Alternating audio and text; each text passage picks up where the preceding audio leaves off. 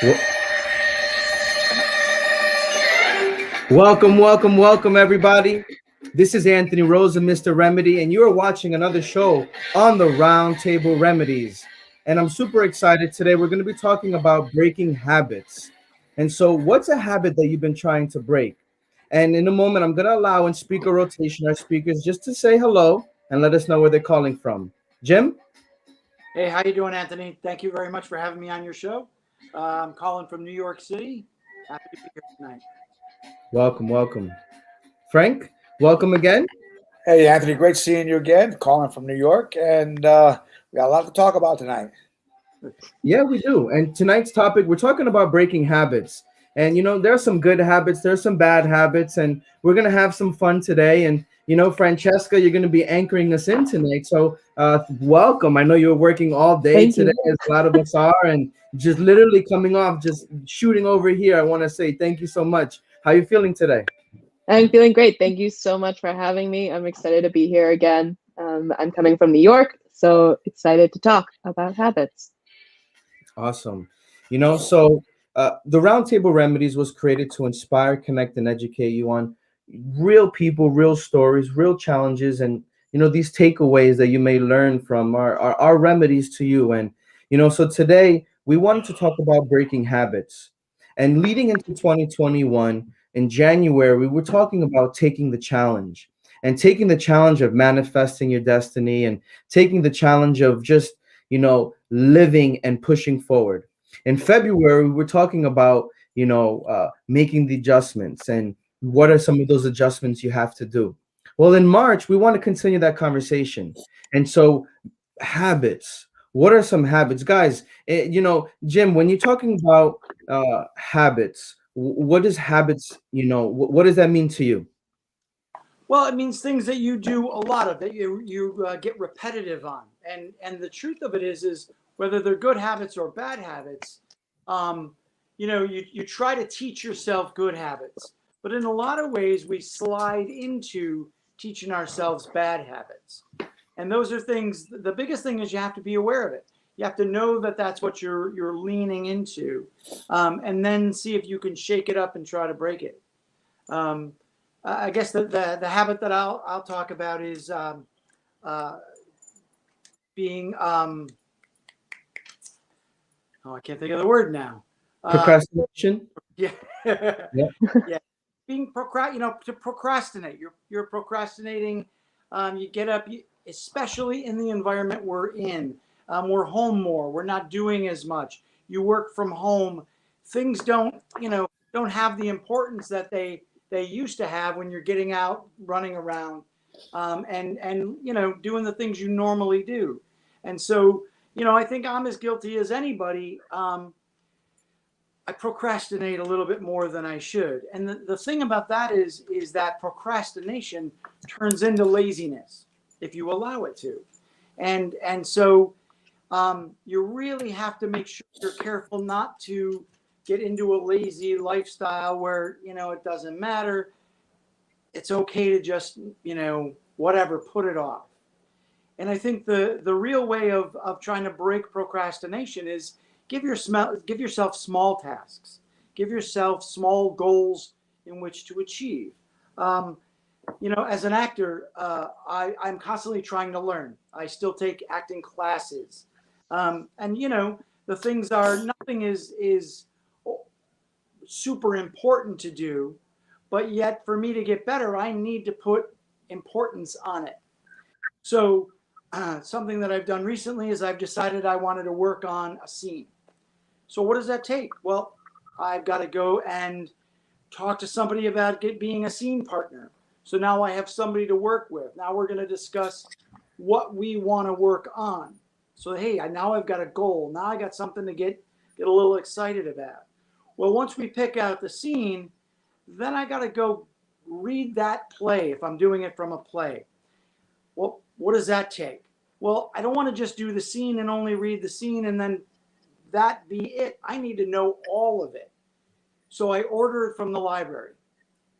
Now I got to go pick a day when it's in. I got to go to the library, get out, get moving, go get it, come home. And now I got to read the entire play. So now I have some busy work to do, but also it's giving me goals and an objective, and that's that's something that you can build off of. And now that I'm doing that, now I work with my scene partner and I'm practicing. And as I like to say, you have to know the full breadth and depth of the character. Life doesn't begin in action if it's a movie, and it doesn't begin at curtains up. If it's a play, you got to know everything about this character that you're trying to play so you can portray it properly, even if it's just for an exercise, because that's where you build good habits and good foundations. Again, flipping the script instead of being lazy, being procrastinating. Now I'm trying to build and work good habits in that. And now I'm rehearsing, and now I'm doing. And so I have an end goal that I'm going to do it for my class. But more importantly, I'm doing it for me. I'm doing it to set up the foundation of, doing things the way I want to do them. So that way, when I get work, I just slip right back into that and rely on the good habits I've already been doing right along. Right. And, I can see how, procrastination can kind of delay the progress or process and, definitely affect the results, and so I want to challenge anybody that's watching. Do you have any good habits? Come in now. What are some of your habits? We want to hear and engage with you. And, I love the fact that you led with procrastination, right? Because there's so many things that, and sometimes it's the most important thing that we have to do, and we kind of put it to the back burner. And I can say that I procrastinate as well sometimes, and definitely from my adolescence, I'm taking tests, and I definitely was a crammer, unfortunately. I'll admit it. And it didn't work out until I had to switch it up, and so thankfully I did, and I finished school. And but that procrastination can go into so many life examples, right? Does anybody else relate with procrastination that they want to kind of just jump in and say a few words? Are you us or the people? Yeah, Frank. I think no. Watching, yeah. I think that's a good one. I think that's a general one. I think it gets a little bit more specific than that, but I think that's a very good one for everyone. And what I was going to say is that it's in work related. It's so easy to wait for someone. It's always easy to wait for somebody else, or it's always easy for someone to. Well, I'm going to wait until I'm not going to really take it. Like Jim was saying, he took an acting class, or he still takes an acting class. But there's a lot of people who don't. They'll say, "Well, I'll wait till I get the audition. I'll wait till I get the call back from the director. Wait till I get the casting director to call me." And by that time, it's too late, because you as a craftsman is becoming rusty. Your craft is becoming rusty, and the habit of keeping your craft polished in our business, in the show business. And I like the three panels that the three shows we talked about, because we had a progression of the first show that we all did together, and then the second show we all did together, and now this show. And it's a progression, because we're talking more of the entertainment industry is how I'm relating this to, because that's what our progression was. But I think awareness of anything, awareness of what this is your business, and it's you're the LLC, you're the incorporated business, and you got to invest into your own business. And that's what we have to do as artists, is because you can't wait for somebody. I mean, during the prime a year ago now, March, when COVID started, I sat down with my co-writer. I called him up. I didn't sit down with him. I called him up. I said, "Listen, we got two choices here. We could finish rewriting the three scripts that we wanted to do for the past year, or we can sit home and do nothing." And that was my whole goal for this whole year of sitting down with COVID. And man, we came out with some of the best work ever. And now that work is ready to go out there. It's attracting stars. It's attracting people. But if we have not do that, which most people could have done, taking it easy, sit at home, wait for this to happen, it may not be in that situation, or we may not be in that position of putting it out. Because my theory is always don't wait for it. Don't get in the habit of waiting for things to happen. It's not going to happen that way. No one's going to just throw it in your lap and say, hey, I mean, we always have this fantasy of it's kind of like the quarterback. When you're a kid, you're a quarterback, you want to throw the last touchdown. But in our businesses, you're standing in a corner in a diner and somebody goes, hey, you'd be great for my movie. Hey, great. And you always see that in fluffy movies, like, oh my God, it's so easy. I always want to be a director. Now that person's directing. Oh my God, the youngest, it doesn't come like that. It does not. It's a lot of hard work and the habit of talking ourselves out of doing it. That's a habit we all have to learn. We all have it. We all have that that bad habit, but you could turn habits into what you're saying, into good habits. When you're aware of it, like when I know for me, sometimes a bad habit is, and I work with a lot of actors and we're casting, directing, whatever, and I can see what they're doing as they're working through their craft. And I can say, okay, that's a bad habit. I got to break that from that person. Or I can see that person's falling into a trap. A bad habit of like, this emotion is so easy for me to get at this moment. I'm going to hold on to that and just always do that. That's to us, that's a trap. To a director, that's a trap. Now, I want to take you higher than that. So I got to get you out of that habit of falling into that trap. But it's an awareness that we all have. And for me, it's one of my habits I'm always aware of, and I'm always conscious, is talking too fast or talking like when we're working, especially when I'm working. When I'm working, my mind is going a mile. I have 4 or 5 thoughts going ahead of me already. I already know what this person's going to say, so I'm jumping on the next one. But I'm bad, which is not that good because I'm cutting off a person I'm talking to, or I'm talking too fast, But it's like my mind is going. Now, when I'm not working, I'm at home and stuff like that. It's like, and then I always say to people who know me or I know them, I said, "Did I cut you up? Did I talk to you?" And they go, "Yeah, you did." I go, "Okay, thank God." But they put up with it because they know it. Yeah. But a lot of people don't, and I have to catch myself into that type of slowing down and listening, even though my mind's gone because I'm a director. I'm thinking ahead of time, and but it's a bad habit, and I don't like that. And now if that could go into when you're negotiating a deal, because I have to negotiate money deals for the films or the plays or raising the money, whatever. And you always got to listen. You got to have to listen because that other person is saying something. You don't want to cut that person who's giving you the money off. You don't want to. You have to listen to what's going on. And I think the awareness, listening is very, very, very important to working with your habits. And we all have them. And it's a good topic. It's a very good topic because who talks about this? Nobody. But we have a habit of never talking about this. You talk about habits? No, I mean, I want to. Yeah. I only have good habits. Yeah. A habit? No, I don't have any bad. Yeah, and I'm not even sure if that's the right word, good or bad. Because it's no right or wrong. It's just that's who we are. But just like any therapist will tell, and we're not therapists, but any therapist will say, awareness of that person's situation is 50% of the problem. I mean, solving the problem. So when you're aware of it, you can catch it.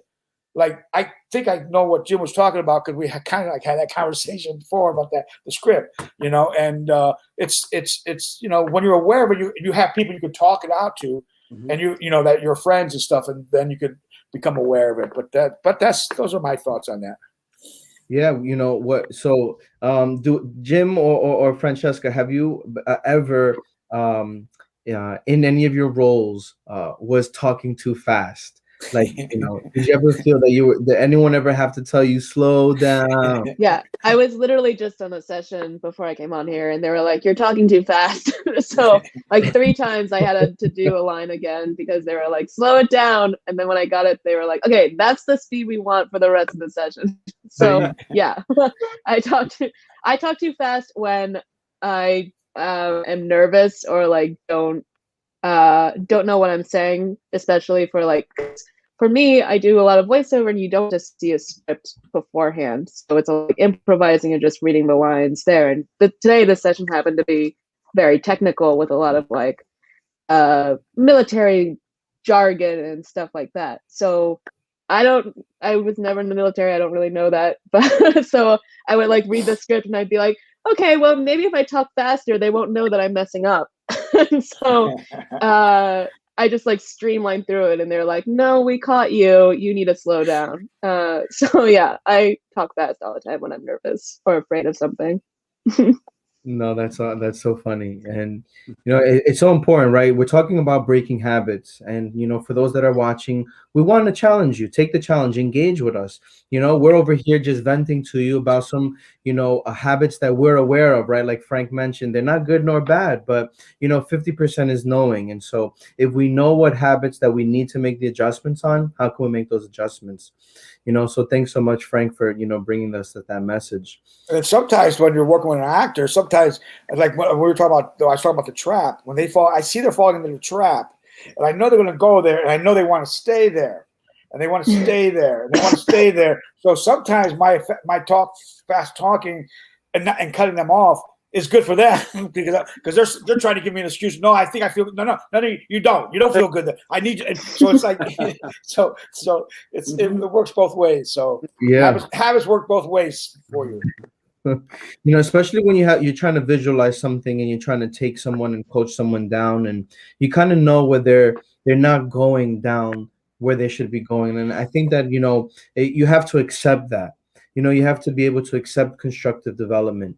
When you're aware of a habit and you're trying to break that habit, I think that just kind of like how you said, we're going back and forth. Sometimes I'm going to have to surrender and allow you to let me lead. So, I want to be able to allow Francesca to kind of tell us a little bit more about some of the habits that, she's kind of, had to go through with, and as I fix my backdrop. Yeah, no. Yeah, okay. I didn't even I'll notice. be the distraction. Look over here. I never even noticed. Don't look at the man behind the curtain. I guess for me, my habits are similar to James, or Jim rather. Sorry, I saw your name typed in. But I get really lazy when I don't want to do something.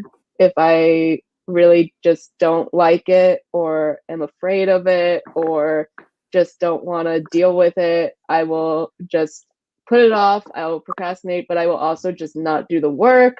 And my dad knows this too. It's a big problem of mine. If I'm afraid of it, I'll stop myself from doing whatever that is, and then I'll have to like talk myself or talk to my dad and talk to myself and try and get myself ramped up again. And I usually find that once I do it, when I finally am working through it and working through the problem, I actually feel a lot better. So I feel like, yeah, like procrastination is such a big thing, but working through it and like mentally figuring it out and trying to just streamline through it also kind of helps me, at least. Francesca, don't you find it's never as bad as we think it's going to be? Yeah. We make Yeah. it Well, in our own head, yeah. finally do it and go through it. Yeah. I think that's a very, very important thing. The word that you just used there is, stopping yourself. That's a very bad thing. And I mean, a lot of people do that. We all do that or have done that. And when you catch that, you have to say, what am I doing? I mean, one of the biggest things here is when I was in school, I had to go to a bookstore, drama bookstore, and pick something up. But when I first came to New York, it was all a very bad neighborhood. That bookstore happened to be in the toughest neighborhood in the world, and everybody said in school. And I was new to New York, and I was supposed to get this one play or book for school for my class, and I said, well, that's a bad neighborhood. I didn't go get it. And I stopped myself from that class, and the teacher says, "Get your ass off and go get that book." And then I went through it. I said, "Wait a minute, I came from a bad neighborhood. It's not that bad, It's like stopping yourself is what you said is a very important. But I use that example because it seems like a little one, but it's those little ones that really does the biggest damage, or biggest stoppage. Let's put it that way. That's a very good point. What you said about the stopping. Yeah. And that reminds me of our conversation and take the challenge. And when we were talking about taking the shot, and I think that when you stop yourself, and from when you're not from not taking the shot, you would always have that what if. I want to shout out my nephew Dante. It was his birthday yesterday. Happy birthday, Dante. It was turning 23. Happy birthday. Hey, happy birthday. 23. Yeah. And so it's my sister's birthday today. So shout out to Evie, happy birthday. And hey, Evie. And happy birthday. My nephew, he's been wanting, he's had goals and aspirations of being a wrestler, and like a professional wrestler. And so, now that, at 23, he's just gung ho. He paid for a program. He's so excited that he finished his final payment, and he was like, "I'm taking my shot. I'm not looking back. And if I don't do it now, I'll think what if." And I was like, you know what? That is wisdom right there, and I support you because Oh how yeah. many Oh yeah. people want to do that or have these goals and aspirations, but just don't try. So Dante, if you're watching this, I support you. And if you guys have, any challenges, take your shot, Yep. right? Take your shot. Or don't stop yourself. Don't stop yourself. Yeah. Just do it, as Nike says. Yeah, That's actually a very clever campaign. Just do it. Yeah. That's very, very clever. Yeah. I was.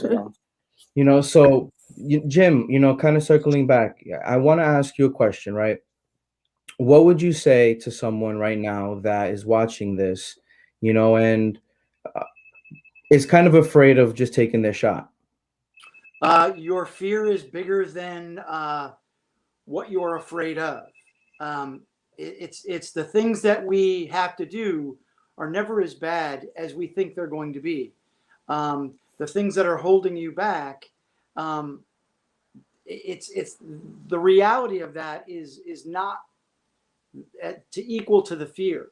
So it's take the shot because it's so much greater that than sitting back and allowing the fear to rule. It's just let it happen. Just do it. Right. And Frank, let me ask you a question. In your role, right, you have multiple projects going on, so many things and moving pieces all at once. If you procrastinated or just kind of, just didn't push things along, how would that make the project go? Or How would it make me go? Wouldn't go. Those projects are me, No, they wouldn't go at all. I mean, how could they? There's got to be someone there driving it and or creating it or whatever. I mean, people don't realize that Jim and I had a really good conversation with this lady that we met who's a writer. She was very, very open to a lot of because she was seeking. She was in the process of seeking our advice, from our opinion, not our advice, but our opinions. And I saw the process is so important when you're writing. That first draft, everybody thinks it's going to be the best thing in the world. It's not. It's what we call your first vomit. After you read it, you go, "Who the frick wrote this?" It's like, oh my! It's the drafts, it's the rewriting, it's the years of writing and writing. Sometimes I think it's a bad thing for people in our business, especially actors or writers or directors, is to always read the classics while you're in university, always reading the best things out there, because they don't realize that took 10 years to write. It took, Melville 10 years to write Moby Dick. It took Arthur Miller like 3 years to write Death of a Salesman. But when you look at the finished product, you think it just happened. But sometimes it's good to work on original pieces or pieces that, which is Jim's working on a piece that bombed on Broadway and bombed in a film. But I think it's a great piece to work on because it didn't work. But it's great for the actors to get through that and we all had to do this, where you had a show that you just you knew it was not working, whether it was a film or a theater, and it was, but you had to go there every day to do it anyway. And you're going like, who's laughing at me now? And the actors, you had to go through the whole show, even though it's bombing and it's closing tomorrow. You still have to do it. I think I've learned a long time ago that I kind of live by this. It's to answer Jim, kind of ducktail into what Jim was when you asked Jim is I'm not interested in the beginning, nor am I interested at the end. What I'm interested in is that journey between the two, and that's what's important. That's what you have to look at. That's the fun part. Yes, when I was in film school, let's say the graduating class of film department, Spike Lee was there. Everyone, it was maybe like 200, 100. 2 people, 3 people are directors. Now, some of them went into other things. Some of them quit. Some of them realized this is not for me. I can't take it. I hate this because I'm a writer now. I'm a casting director now. I'm an AD now. I'm assistant director now. I'm part of production. That's how we make up our team, because it's not just us, writer, director, and producer. There's also many staff behind you that really helps you make this work in regards to production design. But sometimes people think you're going one way, then all of a sudden you start saying, wait a minute, I like this. Oh, and then all of a sudden you excel in that, but you become the top production designer who builds sets for movies and films, theaters, So, so you have to be aware of that. So it's like, it's the journey. Don't look.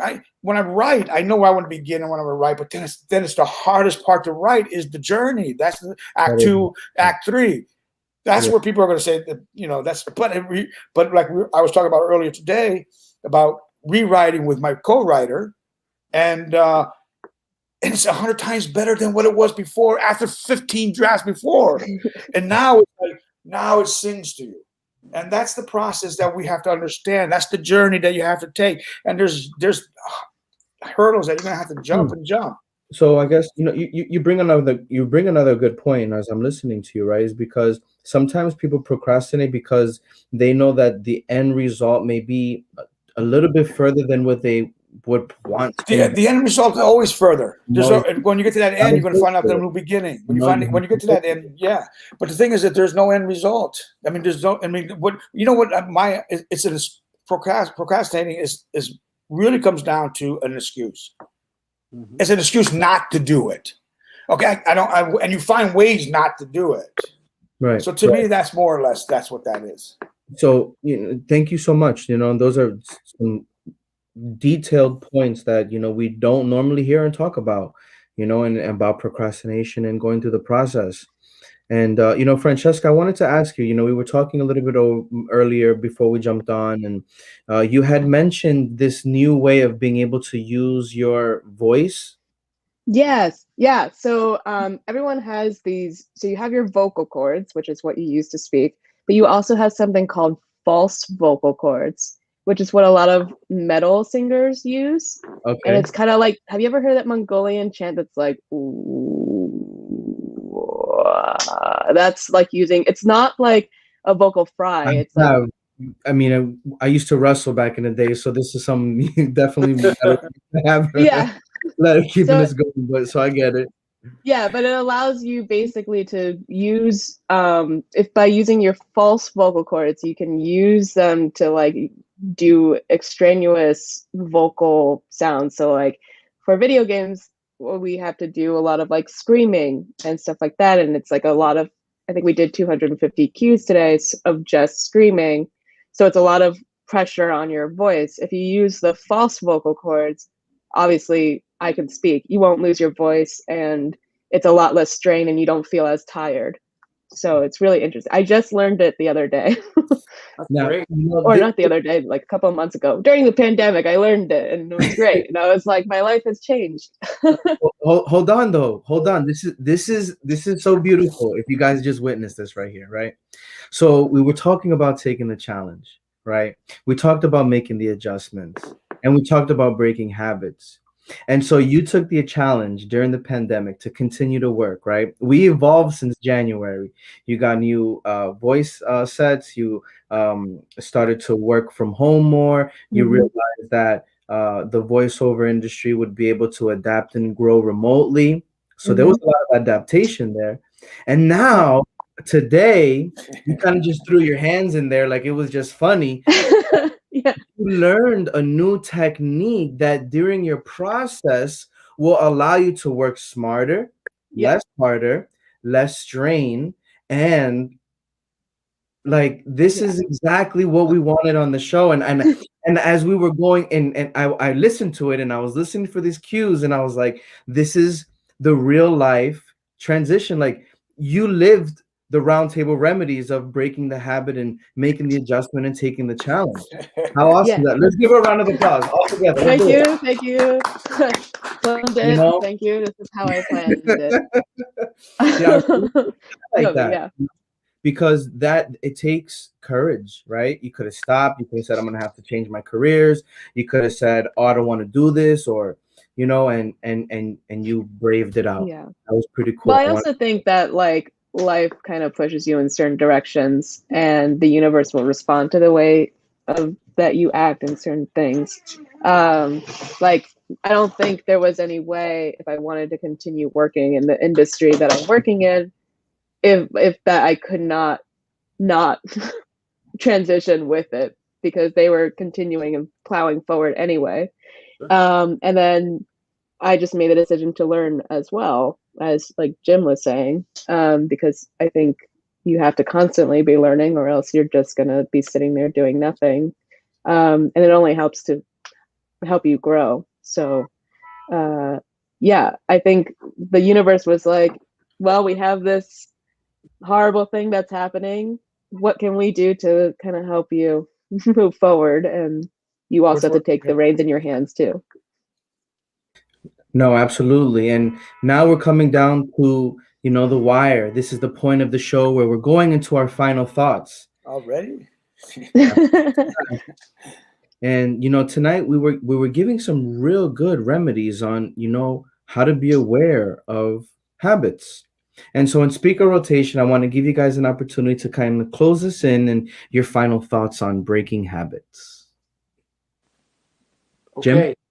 So to tie into our theme music, our introduction music going into it, I will say, don't make breaking habits your mission impossible, and to, be aware of them, face them, and really see what you need to do, even if it's a little at a time, to break the bad habits, but also establish good habits.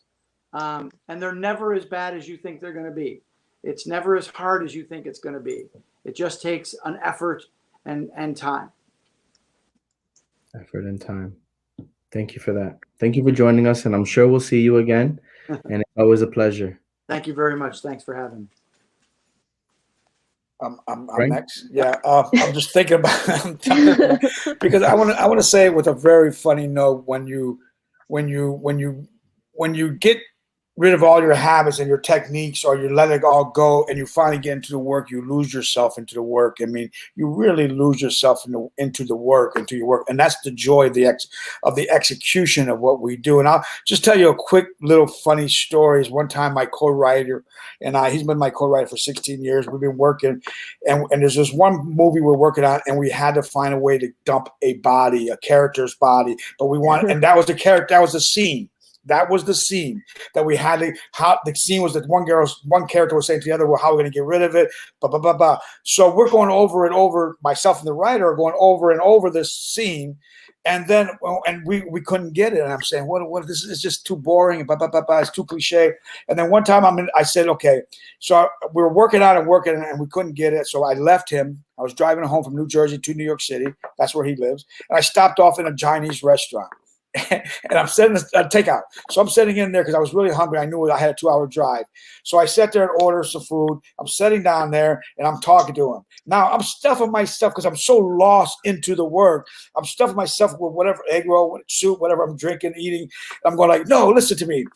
We got to find a way to kill that body. You do not understand. No, you can't. And he's answering. And he's going like, and I said, no, we can't bury it in the, they're going to find it. They're gonna find that body, and then I'm going on and on. I'm going like, that's so cliche. The cops are gonna find. We can't just dump it on the doorstep. The cops are gonna find it. By the time, now that went on for about 10 minutes of me lost in my work. Now you understand the vision. I'm like eating. Yeah, no, Rick, no. We gotta find a way to dump this body. I just can't live with that anymore. It's by the time I got done with the phone call, I hung up. And I'm eating, and I'm looking around. Everybody in the restaurant was looking at me. They thought we were dumping a body. They thought we were actually dumping a body, and the cop was there. And he goes, excuse me, sir.